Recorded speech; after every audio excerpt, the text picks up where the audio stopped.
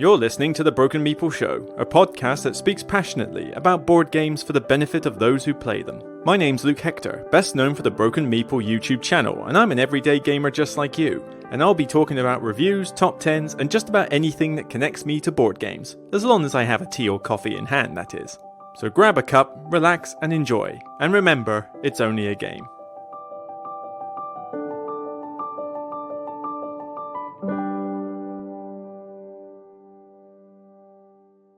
Hi everybody, Luke here in 90% health. Yeah, you're wondering why the podcast has been off for a while. Well, put simply, I've been ill. And some of you have been very kind in, giving me, wishing me well and stuff like that. And still doing, because I'm not 100% recovered. But I was starting to get withdrawal symptoms from not putting out any content or doing any recording. Because the last 3 reviews that went up were pre-recorded before the illness. So I've had a fortnight of no recording whatsoever, and now finally I'm actually trying to do stuff. But sorry, you might hear me. It just means you're gonna maybe hear me cough every now and again, or or take a little breather, shall we say. I've got a nice mug of tea here, ginger tea with lemon and honey. It's really lovely, and some squash.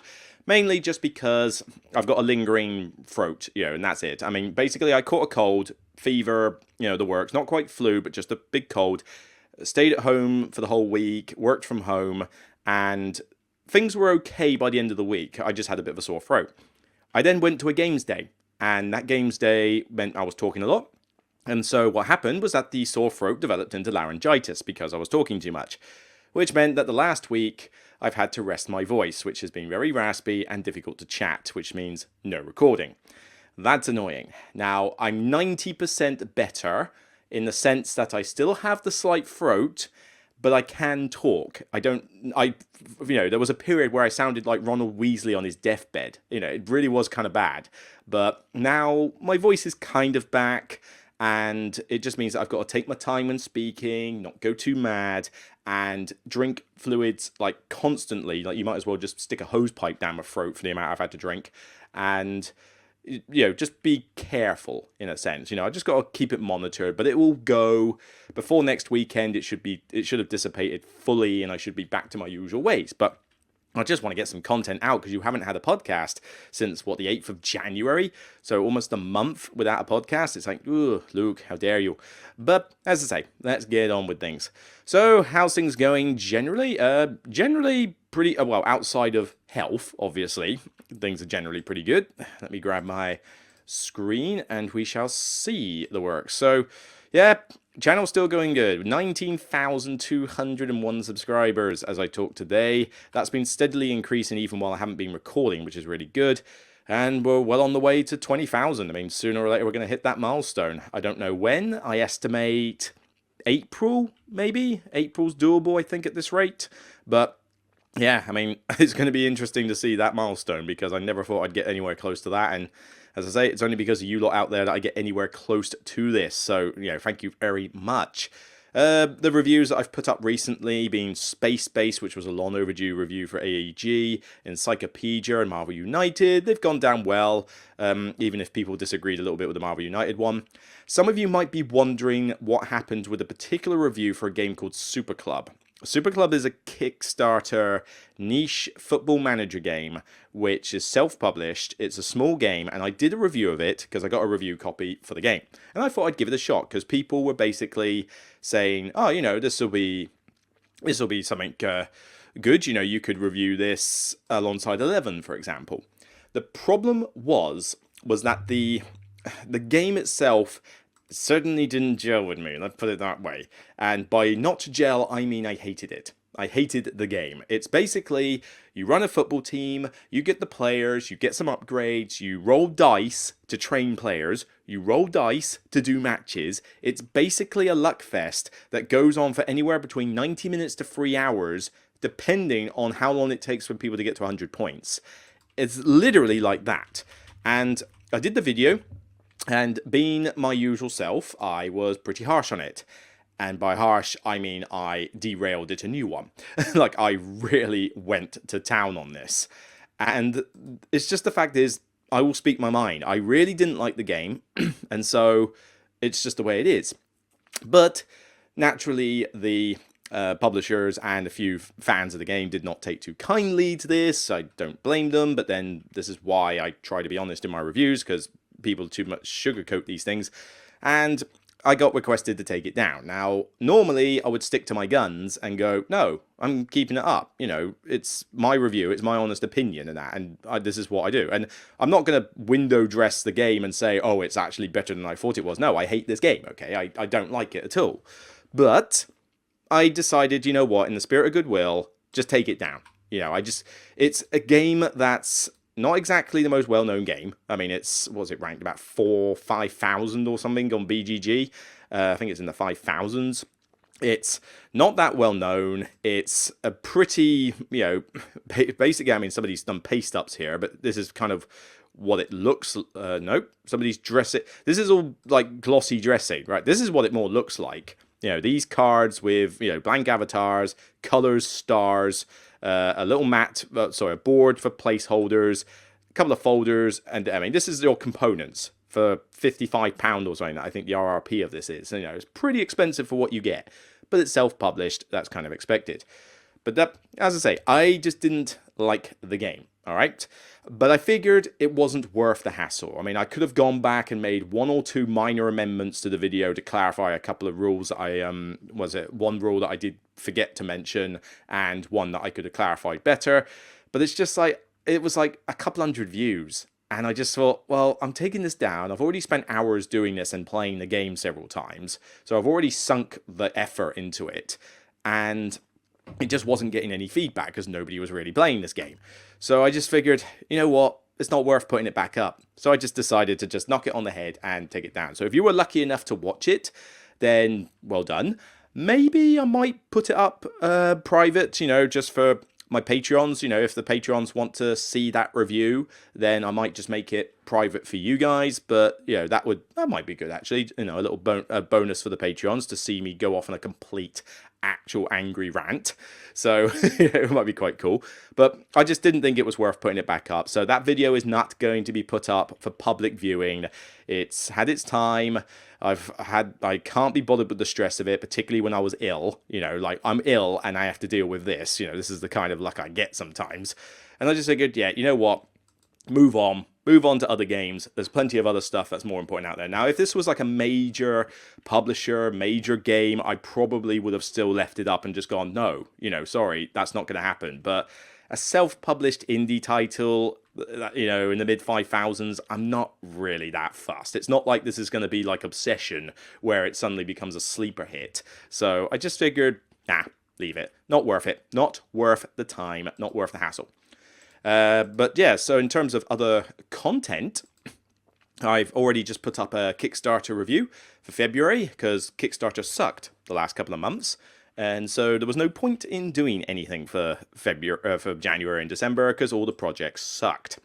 So I've done one for February now that there's more things. So by all means, check out that video. It went up yesterday. And I haven't got anything pre-recorded at the moment, but I've got to do, let's see, what have I got to do? I've got to do an overdue review for Come Together, the hippie 60s festival game. I've also got to do a review for Skyrim, the adventure board game. I have to get played Mythic Mischief. I still haven't got that played. I think that's from the same people who did the Moonrakers game. I need to get that played. But then, more importantly at the moment, I also wanted to do some top 10 two-player game stuff, so I need to hurry up and start that. But here's the main thing I have to do. I have to do 2 Beyond the Base Game videos. I have to do, well, I'll get to that in a minute because it's going to factor into one of my news segments later. So yeah, plenty of stuff to get on with. It's probably going to be 1 video a day. Take it easy with the voice, not go mad. And we'll see. I mean, I may have to see how long this podcast can go on for the same reason. Well, let's skip ahead and get on with it. So, first thing I want to talk about, a game I've played. And this is going to shock you guys, because I've played Marrakesh, as in Stefan Feld, as in the big Stefan Feld City Collection game. Luke, why on earth did you play this? You hate Stefan Feld with a passion. And you'd be right. Not the guy, just the games. But a friend of mine, Russell, he helps out with the Queen Games of the UK and that, was bringing the game to my Portsmouth club, and I knew that I couldn't teach a game with my voice. So I figured, play something that someone else is going to teach me. And if I know anything about Russ, he's played these Queen games like down to a T, so he knows how to demo and teach these games. So I thought this will be a nice, smooth experience. So I played it. Full game. We got taught. Easy. We got stuck into the game. He explained the actions as we went through the first couple of turns, and as each one of us did a different action, he explained it, and I thought this was a really good demo. I mean, give credit where it's due. That's a very good way to demo this game. But I have finally played it, and as you might have seen on the screen, that was a 6 out of 10. I think this is actually above average fine. I mean, did you really expect me to suddenly go 10 out of 10 for a Stefan Feld game? No. But I will give this one credit where it's due.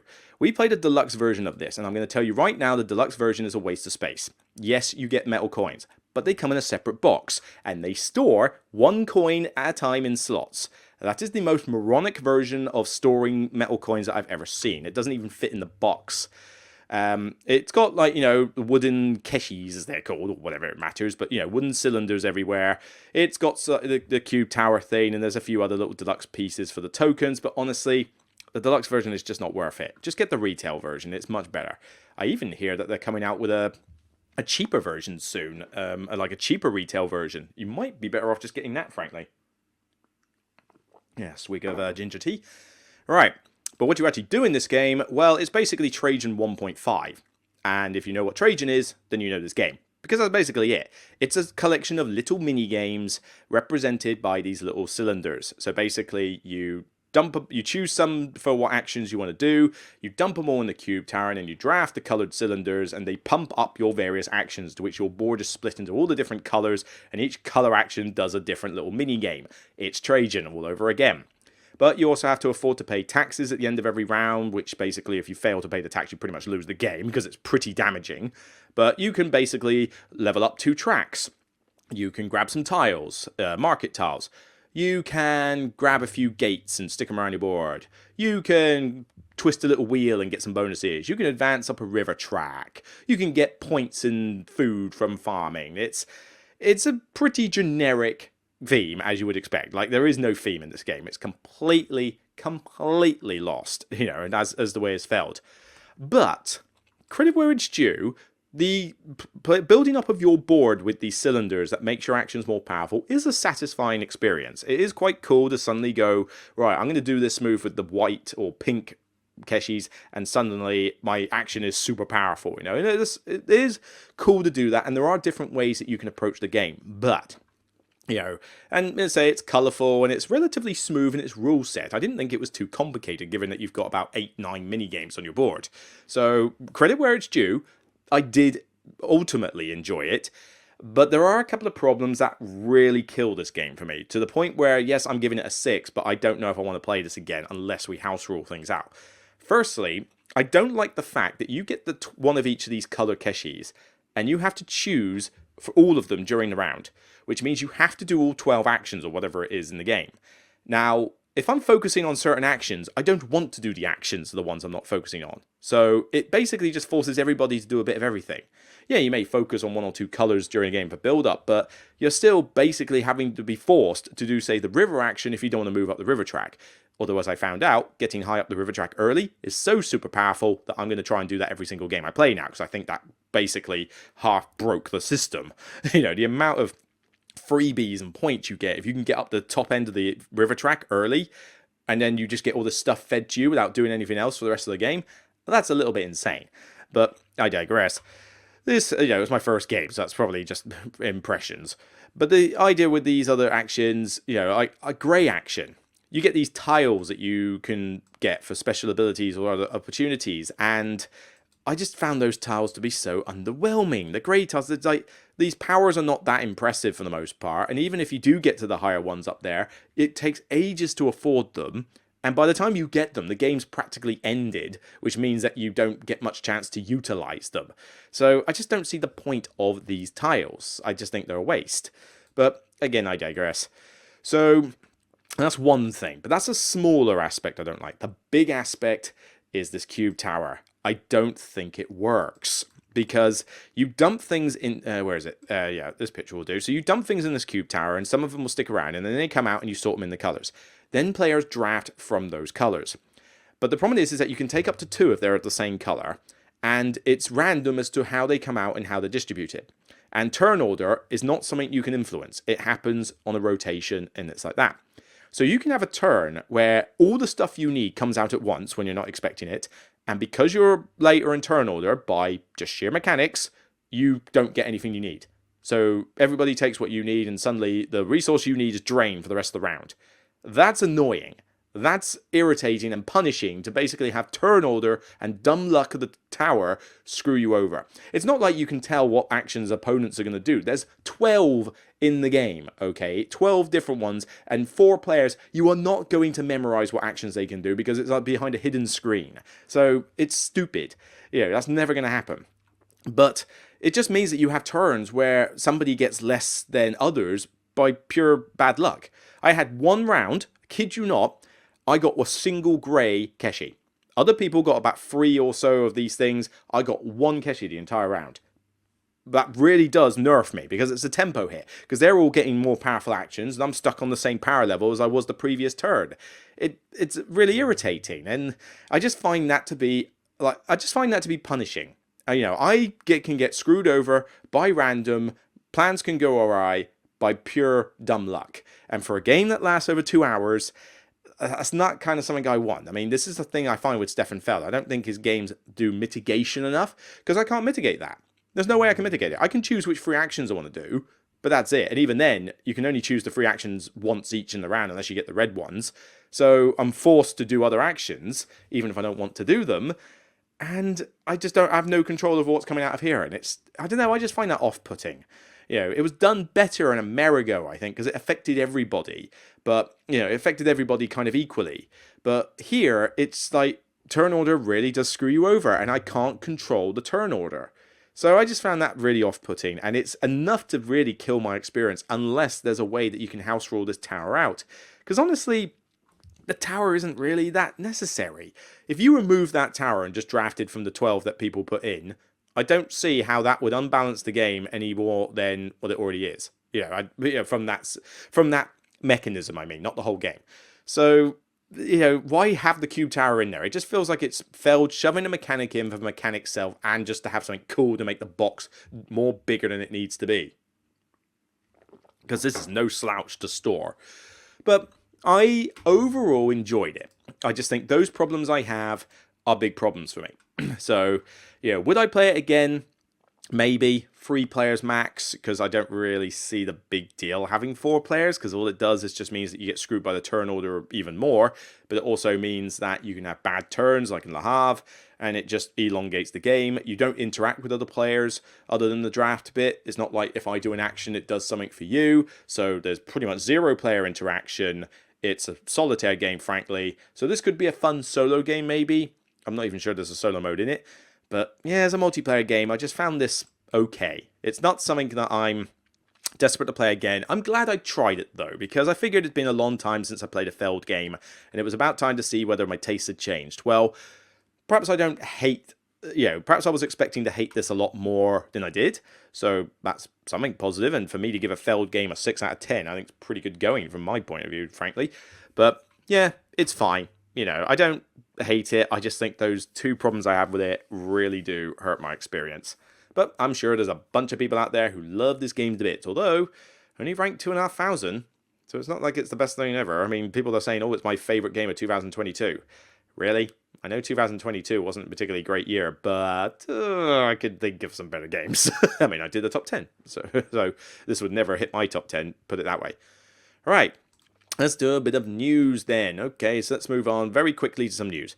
First off, let's do this one first. So I mentioned that I was going to do another project in February, and I couldn't talk about it earlier. Hit some of that ginger tea in. And this is why. Because Asmodee have asked me, and a bunch of other people, obviously it's not just me, but basically, we have to do some videos for this. 7 Wonders. 7 Wonders Edifice, or Edifice, I'm not sure how you pronounce it, but it's basically the newest expansion to come out, and they're really pushing 7 Wonders this month. They've sent me Armada, because I didn't have that for the 2nd edition, I only had it for the 1st, and they've sent me this new one. And the idea is that I need to do 2 videos. I need to do a Beyond the Base game for everything up to Armada, because I've not done a Beyond the Base game for 7 Wonders, so I'm sure some people are going to want to see that. but I'm also going to do a separate Beyond the Base Game video for Edifice on its own. And Edifice is basically a re-implementation of the projects module from the Babel expansion, which was... I liked the Babel expansion from the first edition. I even liked the Babel Tower, but a lot of people didn't, and I can see why. But this is basically an idea that when you can support a project, you can spend an additional cost when you do your particular card action, and if you do, you help support that project. And if it goes off, then everybody who contributed gets a cool reward, but if it fails, everybody who didn't contribute gets a massive penalty. And these penalties can be pretty severe. I mean, I'm just looking at this one here. There's one in the middle, Project Cold Reserves. And if you succeed, it gets you $15. That's a lot. But then if you fail, you lose 9. Ouch. That really hurts. So I'm curious to see how easy it is to keep up with these during the game, because it was quite hard to maintain them. But I'm up for more 7 Wonders expansions, particularly another 2 Wonders. I'm really keen to check out those. They've got some very nice artwork on them as per usual. But yeah, I haven't tried it yet. It's still in shrink wrap, so I only got it from the post office this morning. And I look forward to trying it on Monday. You know, I'm going to give it a shot. I might even be able to play it later today, actually, if I'm lucky, if somebody comes around. But, you know, I'll certainly get those 2 videos done as quick as I can. I mean, I can pretty much do the video for the other 7 Wonders expansions already, because I already know how to play Armada. I just need to have the components in front of me to talk about those. But yeah, I'm looking forward to doing these 2. And like I say, I am definitely up for more 7 Wonders content, because it still remains, hands down, my favourite light drafting game. You know, easily. Nothing else comes close to it. Other games have tried, and they've all failed. Alright, next one is Imperial Miners. Imperial Miners. 6 unique factions unite to explore underground treasures. You might be thinking, hang on, is this related to... Yes, it's related to the Portal Games Imperial Settlers series, as they're now calling it, which I'm not sure you really want to make that a series, because it's quite a generic title, but... This is essentially a standalone game, separate from Empires of the North, which is my favourite, and Imperial Settlers. It's just got that same style of artwork in it. This is designed by Tim Armstrong, though. And I don't really know Tim Armstrong. I'm not even sure if he's designed other games. Let's have a look. Designer, Tim Armstrong. Let's see. He's done Orbis, never played. Arcana Rising, never played. Kaiju Crush, never played. Bad Maps, never played. Yeah, I haven't played any of his games, but maybe somebody's played Orbis and could tell me what that's like. But, I mean, rank 2,137, rank 21,000, rank 4,000. So this isn't somebody who's, like, designed a ton of well-known games. But, you know, as I say, there are a lot of new designers that come out of the woodwork and surprise us. 20 to 60 minutes? Yeah, I'll be the judge of whether this can be played in 20 minutes, thank you very much, but we'll see. But the idea is that this is a light engine building card game for 1 to 5 players, which players excavate mines using a clever card activation system set in the Imperial Settlers universe with great illustrations, easy rules, and satisfying gameplay of chain reactions and engine building synergies. Okay, so you know what? I'm down to try this out. I like this series. I like this artwork. A nice simple game that can house up to 5 players as long as it's not unbalanced or too long at 5. Does sound up my street. And I like these little light engine builders. You know, this is the kind of light engine builder I'm more into. These card ones, as you know, like Empires of the North, which I do give a lot of praise to. So I don't know when this one is likely to come out. It's certainly some point this year. But yeah, sign me up to giving this one a review and seeing what it's like, because we don't really know a lot about it at the moment. But hopefully this will be as good as Empires of the North. And whatever it is, that'd be like a 10 out of 10. But yeah, I do really like Empires of the North. But this one, yeah, colour me intrigued. I want to know more, so I'm certainly anticipating this one. And note, it's not a Kickstarter. All right, now the big one. Expeditions. And a lot of games are called Expedition or Expeditions. Seriously, think of better titles for your games, people, because there's way too many of them on Board Game Geek. But this is the thing that's generating the hype at the moment. Expeditions from Stonemaier. This is a tile exploration sequel to Scythe.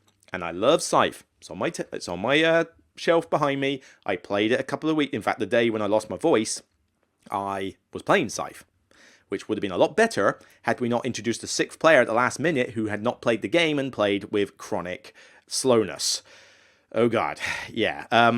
People, seriously, if you're going to play these sort of games, do your turn like, figure out what you're going to do on your turn before it's your turn. Plan ahead. Don't like sit around, doss around, get distracted or whatever, and then get to your turn and then start going, right, what can I do? It's like, no, think about this ahead of time and we'll go a lot quicker. But I was starting to lose the will to live, waiting for my turn to come back round when I'd already planned the next 5 turns. So come on, this is getting ridiculous. But I digress. Scythe. So what do we got here? New adventure, massive meteorite, blah, blah, blah. That's the setting. So, competitive card-driven engine-building game of exploration. Play cards to gain power, guile, and unique abilities. Move your mech to locations and gain cards. So there's not a huge amount that's been revealed about this game other than what's on the Stonemaier website. It, of course, uses that same great artwork, so this is going to look great on the table. Hopefully it will have fairly smooth rules. I do not give a monkeys about metal mechs. Metal mechs are actually, I think they're bad, actually. I much prefer the plastic mechs. The metal just look weird. But 60 to 90 minutes, this is suggesting that it's going to be a mid-weight, lighter weight game to Scythe, shorter game to Scythe. Although I have done a 7-player game of Scythe in 90 minutes before when we all know what we were doing. That was brilliant. But we don't know a huge amount about this. We just see some really nice artwork, and that's what everybody's hyped about, because a lot of people love Scythe, and so just mentioning that this is a sequel to Scythe suddenly gets everybody hyper. Now, let me throw a small caution to the wind and maybe just reel back that hype train a little bit, okay? Firstly, until we get some independent reviews of this, we have no idea what this is going to be like. And I do mean independent reviews. I mean people who aren't on his best friends list. But also, I'm curious the fact that, bear in mind, people should kind of realize that for most of us, Stonemaier have not released a decent game since Wingspan. For some people, they haven't released a single decent game since Scythe. And for others, it's probably not a decent single game since Tapestry. But I believe Tapestry was a broken, unbalanced mess.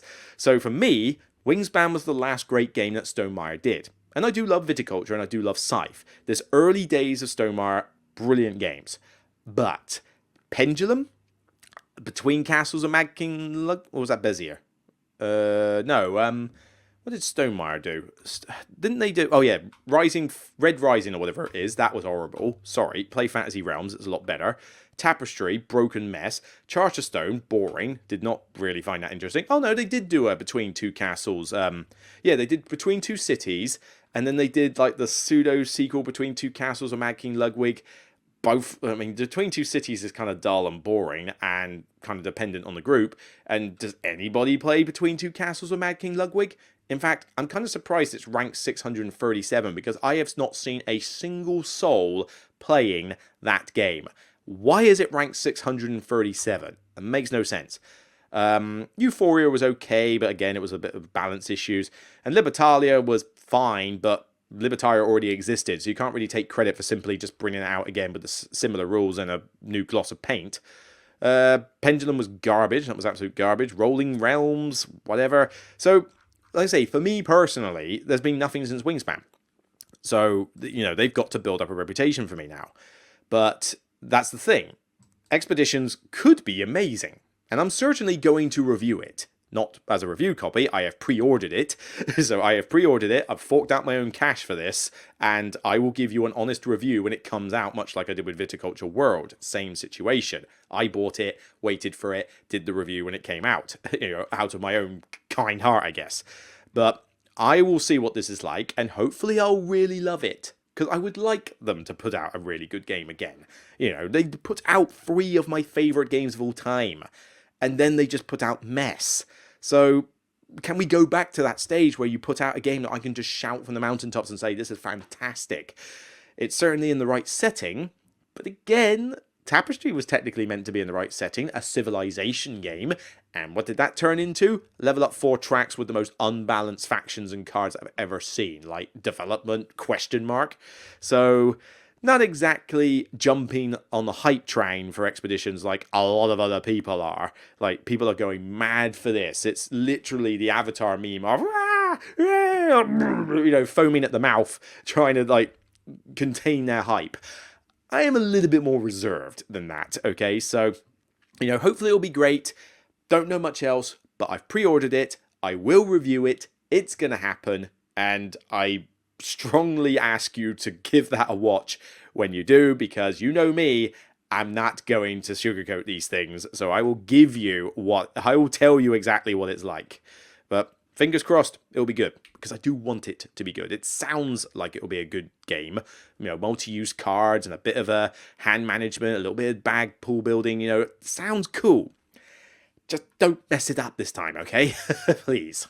Right, let's move on to the main event, and I just had to take a sort of blow my nose for a minute there, so I had to leave the room for a second, hence the fade out. But yeah, so a lot of people have reflected on their games from their previous anticipated lists, and I figured, you know what, why not? If you haven't seen my 2023 anticipated list, go check it out. You'll notice it's kind of hinting that there's not a lot I'm looking forward to in 23, and frankly, can you blame me? Because most of the stuff that's been announced is Kickstarter projects, and not a lot of them are interesting me, frankly. So trying to come up with a top 10 was tricky. But the thing is, I was excited to get this. And Imperial Miners, I'm like, oh, cool, that would be quite cool. Expeditions, less or so, but again, interesting. It's like these straight-to-retail games are more interesting to me than a giant Kickstarter with a bucket load of miniatures and just tons of money you throw at it. So, maybe just don't use Kickstarter all the time, especially not for pre-orders, people. But I digress. So what I want to do is just very quickly go over the videos I did. So I'm not going to put sound on because this will obviously muck up things. But basically, I've done these 2 videos. So in fact, that's the wrong one. That's the expansions one. Let's go to the other one. But I've done these 2 videos, so by all means give them a watch. I'm not going to go through all 20 things on here. I'm going to gloss over a few of them. I'm going to focus on others, maybe direct to videos if need be. Some of them haven't even been released. Some of them may have been anticipated and they never came out, so there's not much I can say about them. But I'm just going to casually go through it. I'll put the video on mute, and we'll see what happens. So, oh my god. Is this what I looked like back then? I know it's technically only January 22, but... Bleh. Oh my god. Go back. Sorry. Dice Tower plug there. Right. Okay, so let's have a look. Well, all right, why don't we just start with this one? So, Frostpunk. Check out my review for Frostpunk. I was highly anticipating this game. This was my number 1 from that year, and yeah, it didn't disappoint. I love this game. This game is a fantastic, thematic, immersive experience, just a bit too hard, and certainly quite long. I wish it was shorter. I wish it was a bit easier to sort of get to the table. It's definitely going to be one of those times where I'm just feeling like an event on a weekend, but it is great fun when you play it, and I'm certainly going to use those unofficial Easy Society cards that someone's put on Board Game Geek, because frankly, I think the game is too hard as it stands. You need a decent amount of luck to get through some of those missions, particularly the intro one. So I'm going to use the Easy Society cards, frankly, from now on, because I think it would just be more... It balances out the difficulty curve. I don't need the game to be nigh on impossible when I play it, okay? So give me a break. But yeah, this one really didn't disappoint. It was my number 1 anticipated. It was my number 1 of the year. This is probably not going to get any mention in the Dice Tower Awards, which I'm a little bit concerned, actually, because I looked at some of the stuff that's being nominated in the Dice Tower Awards, and it's like, oh dear. Yeah, we're going to have some controversial topics, I think. But... the thing is, Frostpunk came out so late in 22 that for the awards, it's probably going to get moved to 23, which is probably a good thing, because then it means it can get reflected at some point. But by then, people will have kind of died out on Frostpunk. So again, I think it's a bit harsh on the game. But Frostpunk beat out most of the other nominations in some of those categories, particularly for things like theme and that, and co-op games. So it just feels a bit just of a shame that it will get missed out. But yeah. Check out my review. It's a lengthy one, and check out Paul Grogan's tutorial videos that he's doing to learn how to play it. It's a great, fun game. In fact, we even did a playthrough at his house on his channel. Go check that one out as well if you want to watch me play the game. So, all right, so that was that one. So we skipped ahead a bit. Let's go back to 10. Divinus. Divinus has not come out yet. It's one that I think I backed, so it should be working just fine, but... I'm less anticipating this one now. The main reason I backed it was just because my mates wanted to play it, because they wanted a light sort of partially app-driven legacy style game that we could play that was relatively easy and enabled you to build up. It was fine. I did a preview of it. I played like the first couple of missions as a prototype with them. Will it be any good when it comes out? I don't know, but it certainly needs a bit more polish from that prototype. And I didn't like, I didn't mind it, but I wasn't a fan of, what was it called? What was the previous one they did, Lucky Duck? It feels so generic, I can't remember. It was the other app-driven one. That's going to bug me now. What was it? Come on, Board Game Geek. It was, let's see, Lucky Duck. Let's go advanced search. Most of you have already figured this out, but let's have a look. Lucky Duck Games. Right, search, submit. What was it? Was it Colonies? Oh, great. It's going to find everything they've ever made. That's not going to... Destinies. That's it. Destinies. I gave it a 6 out of 10. Solo mode was broken in it, and I don't think the competitive thing worked. It wasn't that interesting a story, and I just got... wasn't that fine. Will this be any good when it comes out? Maybe, but I'm not exactly looking forward to it. It's going to arrive. I'll try it, and we'll see what it's like. All right, let's move on to 9. Perseverance. Oh, man, yeah, that was a controversial one, wasn't it? I played both episodes of this Mind Clash game, and I love a lot of the Mind Clash stuff, but they are starting to get to this point where I think they're just overcomplicating games for their own good. I didn't agree at all with this 2 episodes in the boxing, because it means if you don't like one game, you're stuck with it. You have to keep it storage-wise. It was pricey, and I played it. I've reviewed it. Go check out my review. But again, I like some of it, but the fact that it is so long, so much AP, so much setup time, a very complicated AI system for solo mode, and the fact that you barely have any turns. This is a game where you're getting 12, 13 turns in the game, and some of those turns could literally just be go to a spot and pick up 2 scrap. I mean, this one did not work, and some people love it to bits, and I feel that there's a bit too much forgiveness here. They just like the fact that it's heavy, or they just like the fact that it's dinosaurs, or they love the fact that it's Mind Clash and David Turksey, I don't know, but there was a lot of problems I had with this. Not to be a bad game, but certainly not to give it a recommendation seal, but check out our review for that one for more details. Alright, let's have a look. Fall of the Mountain King. I enjoyed my preview of it. I have not played the actual game yet, despite the fact it's on my shelf right there. I need to learn the rules to it again. I need to find time to get it out to play.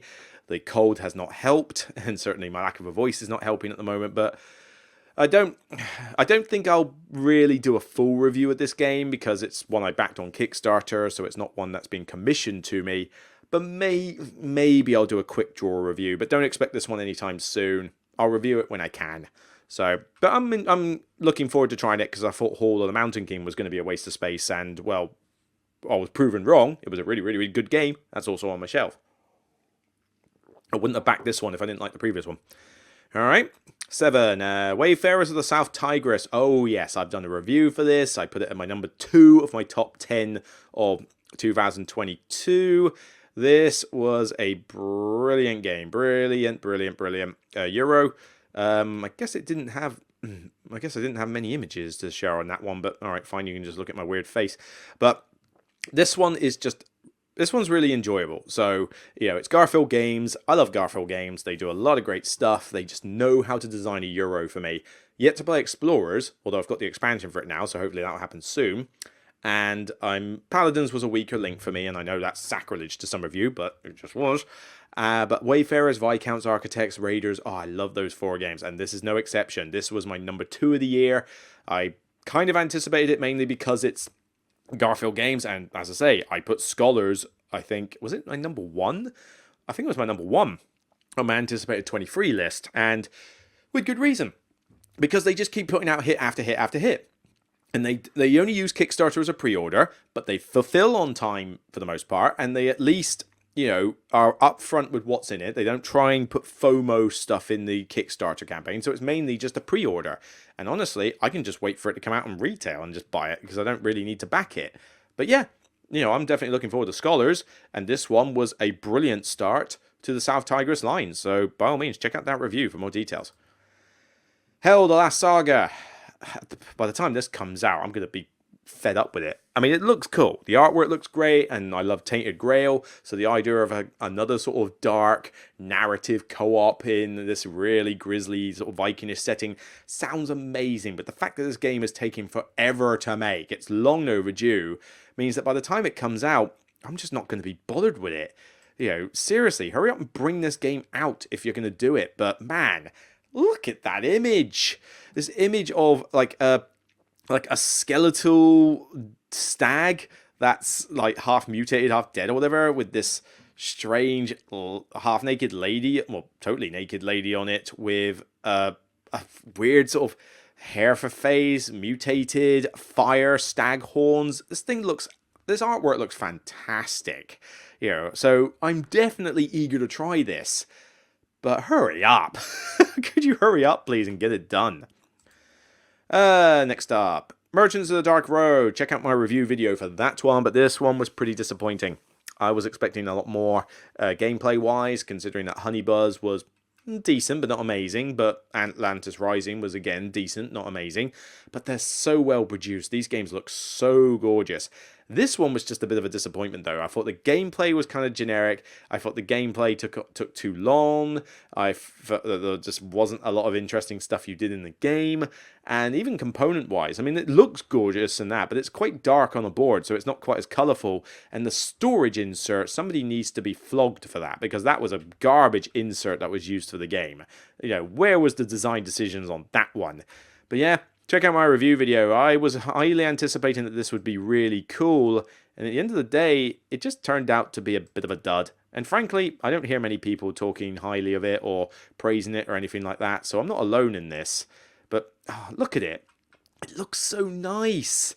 It was a cool idea, but I think the execution just didn't work.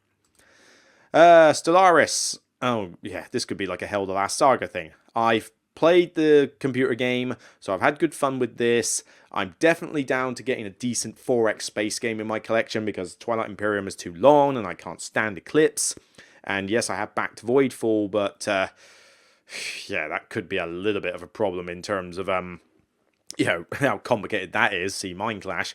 But I'm definitely down to see if Academy Games can pull this off. But the way they handled the Kickstarter and the way that the project updates are kind of a bit infrequent leads me to believe that there's some problems. So I'm worried that this is going to be a bit like that, not Rising Sun, what was it called? Was it Rising Suns or something Suns? There was a space game that came out ages ago. I wonder if I can find it if I just put in the word Suns, because Burning Suns, I think it was Burning Suns. This was a Kickstarter. Oh yeah, this Kickstarter from ages ago, and I remember backing it and going, this concept sounds amazing. And then it took forever to come out, and then by the time it did, I just couldn't be bothered to play the game because it was too overwrought. The rulebook I'd heard had problems, and the hype had just died down for it, and I just thought, I haven't got the patience for this now. So this one just missed out by not getting handled well, and so I'm worried that this one will be a similar problem. But we'll see when it comes out. Now or never, I did a review of this one, and yep, this is a bit of a dud from the Great Raven Games. I'm looking forward to The Distant Skies. I still have, Haven, Empires of the Void 2, Near and Far, and Sleeping Gods on my shelf, though it has been a while since I've played them all. Mainly just time. This looks gorgeous. It's got a cool combat system. Unfortunately, I don't get the building system in it. I think the building system is like one of the weirdest mechanical things in the world. You have them in the grid and you have to build from the outside in. Why? That makes no sense. But this one just dragged on. This was like a game that took now 3 hours to finish. It was so long and it didn't need to be. And I'm like, why would I play this when Near and Far exists? Why would I play this when Sleeping Gods exists? It just wasn't that fun. And when I played it solo, it just wasn't that fun as a solo game. The story narratives weren't that interesting. And this one I just think was a bit of a dud overall. Z Garcia really loves this one, and I don't get why, because I wouldn't have expected him to. But Tom Vassell doesn't like it much either, so I'm kind of more in his band camp with this. But yeah, I did a review of this, I believe, so check out that video and see for yourself. Endless Winter. Ah, yes, I did put this at number 10 on my top games of 2022. It didn't disappoint, didn't blow the doors off, but I do give props. There's a lot of stuff I like in this game, and I think it's beautiful. I think for the retail version, what, £35, £40 you can buy the retail version for, I think it's a fantastic value for money benchmark, because I talked about Superclub earlier being worth 50 quid. No, it shouldn't be. And I've just done I played the Skyrim adventure board game, and for £120 that wants you to pay at retail, that is the biggest waste of cash I've seen for that game. The component quality and content of that game is not worth £120. I can tell you that now. So, rip off. And Marvel United, all the stuff that costs, I mean, insane. Yes, I know that if you backed Skyrim, you got it for $68 plus shipping and tax, but still, it's not the best component quality in that game. Here, everything is fantastic in terms of its aesthetics and component quality, and it costs £40. Come on, I think it wins. But, you know, you get the deluxe version like I've got, and it looks even better, but obviously it costs a lot more. But no, this was a good fun game. I really enjoyed it. I like this is a very smooth system. If anything hurts it, it's the fact that I think the engine gets a bit too powerful in the last round, to the point where you can literally just spam the entire board and do what you like. So differentiation be damned at that point. And the solo mode is way too easy. Like, you have to play on expert levels in order to actually get a challenge from the AI. But it is a cool system. So I do like the game. How often I'll get it to the table, I don't know. That is the thing. But, you know, at least it won't be too hard to get it to the table, because it's a relatively smooth rule system. Maybe they can tweak it, although there's too many expansions for it at the moment. Again, this is another problem with the Kickstarter of being, look, why did you bring out 3 expansions for this game when it should have just bought the retail version and tell us if we like it or not? But I like it, so check out my reviews I've done for it. I've done a review and everything. And I already mentioned Frostbite. Right, let's come off that and move very quickly on to anticipated expansions. Now, this is the stuff I'm really looking forward to each year. Ooh, expansions. I mean, this year, there's not many expansions I can think of, but again, Edifice, but also Ark Nova, Aquarius. New expansion for Ark Nova. Yes, I cannot wait for that. That's going to be amazing. But as I say, I'm more excited for an expansion to a game I love than I am a brand new game. Just says it all really about the industry. Nope, it didn't just zone out. I just took another swig, and that's all it's done. Ginger tea, lemon slice, spoonful of honey, heated up. Does wonders for the fact that my throat has even lasted this long, frankly. But we better get through this quick. Righty, so let's have a look. Number 10 was The Future Armor Cats. Okay, that was unexpected. What was it? Oh, was this Isle of Cats? I do like these movie memes I put in these videos. Ah, yeah, the Isle of Cats, Kittens and Beasts. This was okay. It adds a couple of nice things. These kittens are cute as hell, though. I do love these kittens. They're so, look, these are adorable. I love cats. I love cats so much. This is fine. It's overpriced. Oh my word, is these expansions overpriced. I mean, the value of this game, money-wise, is not good. But it is a nice addition. I like the Kittens edition. The Beast edition I can take or leave, and I'm not a fan of the third module. I forget what it was. This was okay. Mainly, I just liked getting the new mat boards and stuff like that. But this one, I wasn't expecting a ton of. But you know, it's nice. It's a pretty game. It's still a fun game. But I don't really like bringing this one out often because it's got a good solo mode in it. I'll give it that. But the thing's trying to buffer at the moment, so we'll hopefully get that. But this one I just find takes a long time in multiplayer, and that's what puts me off wanting to bring it out. But it's still a fun game. I do like it. So I'm really going to have to just think hard about whether this is going to stay in the collection much longer. Alright, number 9. Right, slight Wi-Fi issue there. Okay, right, Wrath of the Lighthouse for Empires of the North. Oh, this was a bit of a letdown. I was really looking forward to a bunch of cool solo scenarios for that game, but because there's not a huge amount in the box.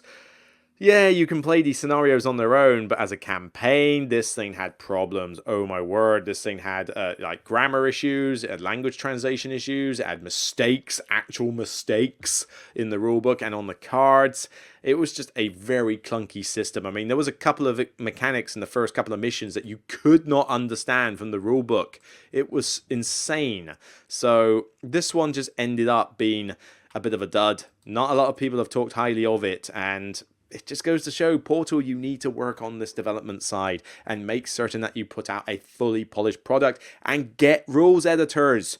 I know you don't do stuff with Paul Grogan and everything anymore, but like, get a rules editor for your rule books. They need to be put into place. But yeah, this could have been really, really awesome, and it just turned out to be a bit of a dud. I liked it okay. I'm glad I played it, but I couldn't really recommend it.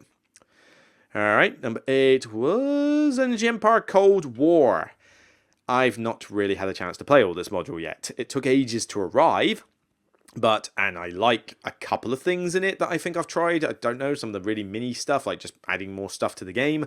But I've yet to use that Doomsday Clock thing. I've heard that's pretty cool. But yeah, I would like to actually hurry up and get this one played. I just haven't had the time, really. I haven't brought the game out in a while.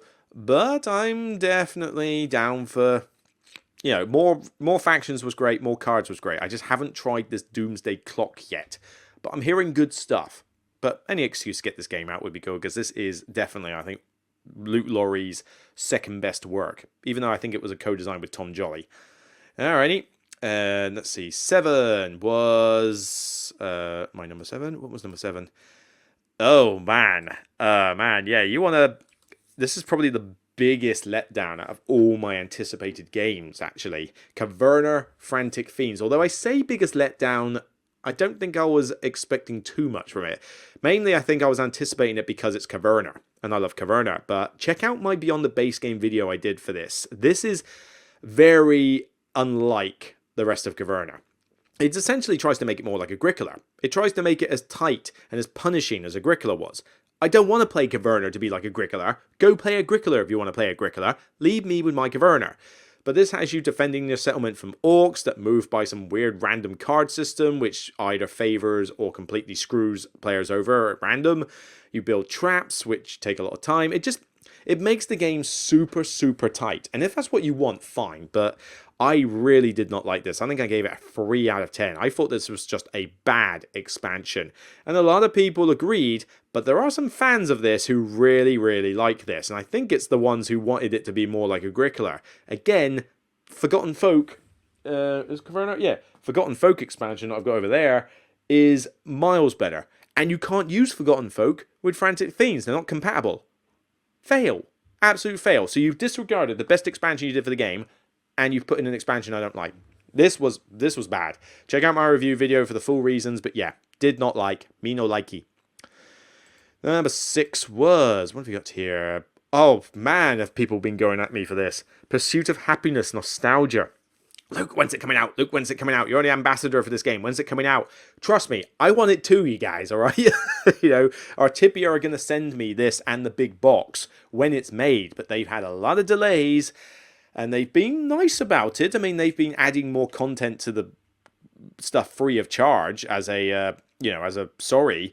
But yeah, can you hurry up and finish this, please? Because I want to bring out Pursuit of Happiness again, and I want to try this expansion out, and I want to get that big box for storage, because it's very tricky to hold everything in that tiny Artipia Games style box size. So I want the big box of this. I want this badly. This is definitely highly anticipated. Just hurry up and finish it, please. I will review this expansion when it comes out, along with the big box, I promise you. Alrighty, number 5. Let's have a look. Oh man, I had this high. Unexpected. Marvel Champions Sinister Motives.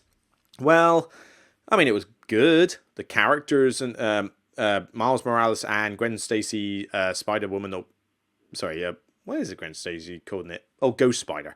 They're cool characters to play. I quite like some of the villains in here, like Mysterio and the Sinister Six you get to fight. Venom Goblin is stupidly hard and overpowered, although I did beat him on my first go. Partially, I think, by fluke, and partially because I think Ghost Spider is just designed to beat him. I think it's just one of the best ones to use against Venom Goblin, but man, he's tough. The wrong stuff comes out for you, you are done. And this did highlight the fact that I'm a little bit annoyed that Marvel Champions is throwing in way too big a difficulty curve creep into this game. Some of these later villains that they're throwing in are just stupidly hard.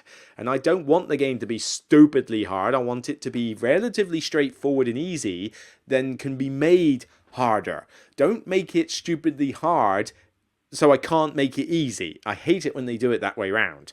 But this was fine. It's another expansion. I mean, did one come out since? Oh yeah, Mutant Genesis. That came out during the year, so that was not on the anticipated. And honestly, I kind of prefer Mutant Genesis, I think, overall. But as I say, I haven't played a lot of Marvel Champions lately because time.